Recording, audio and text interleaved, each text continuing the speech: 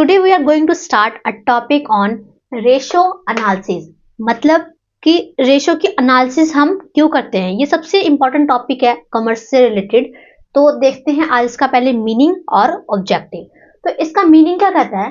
Ratio analysis is the analysis of financial statement. मतलब कि हम फाइनेंशियल स्टेटमेंट को, जो ये हमारा फाइनेंशियल स्टेटमेंट है, इसको हम कैलकुलेट करते हैं रेशोज में।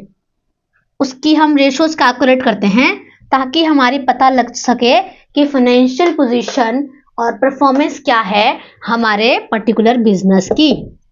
क्लियर? सो नॉर्मल सी बात में, नॉर्मल सी लैंग्वेज में बोले तो रेशो एनालिसिस वो एनालिसिस है जिसमें हम कंपनी की रेशोज को कैलकुलेट करते हैं, उसकी फाइनेंशियल पोजीशन और उसकी परफॉर्मेंस को चेक करने के लिए कि हमारा बिजनेस सही चल रहा है कि नहीं चल रहा है।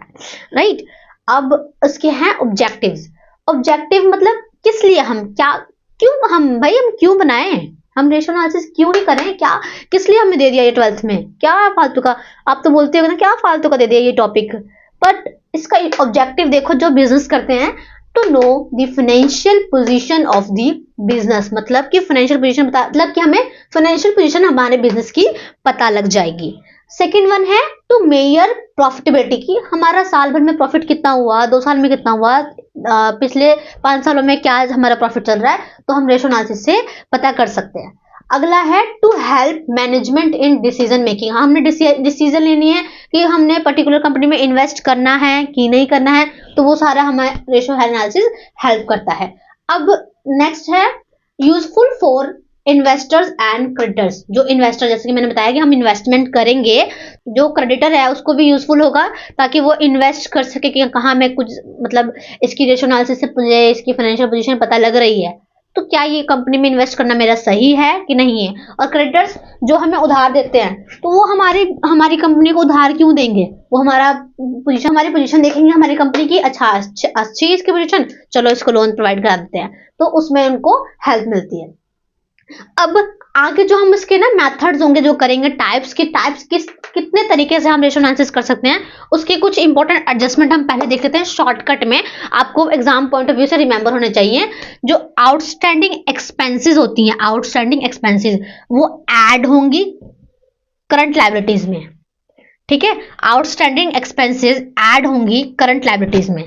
और प्रीपेड एक्सपेंसेस जो है, प्रीपेड जो पहले से खर्च हो चुका है, वो डिडक्ट होगा, यानी कि माइनस होगा करंट एसेट्स में से।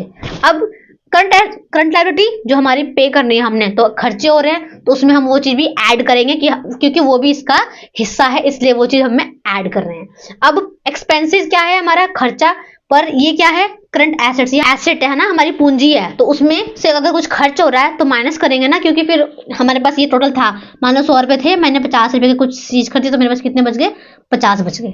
राइट? तो इसलिए हम उसको उसमें से माइनस कर देंगे। क्लियर? अब प्रोविजन फॉर डाउटफुल डेट्स, वो क्या करेंगे, माइनस करेंगे, किसमें से, डेटर्स में से।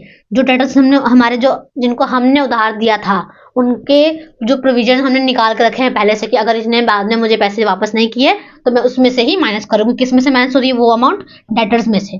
ठीक है, अगला है बिल्स रिसीवेबल। अब जो रिसीवेबल्स थी वो डेटर्स में ऐड हो जाएंगी, जब हमारे पास आ जाएंगी तो डेटर्स ने मतलब दे दिया तो उसमें ऐड कर देंगे। बिल्स पेबल क्रेडिटर्स में ऐड होंगे कि हमने अब उनको पे कर दिया है। तो ये था आज का हमारा टॉपिक, मीनिंग, ऑब्जेक्टिव और इंपॉर्टेंस। अब इसके अगले वीडियो में हम करेंगे इसके टाइप्स की, कितने टाइप्स के होते हैं और ये कैसे कैलकुलेट होते हैं।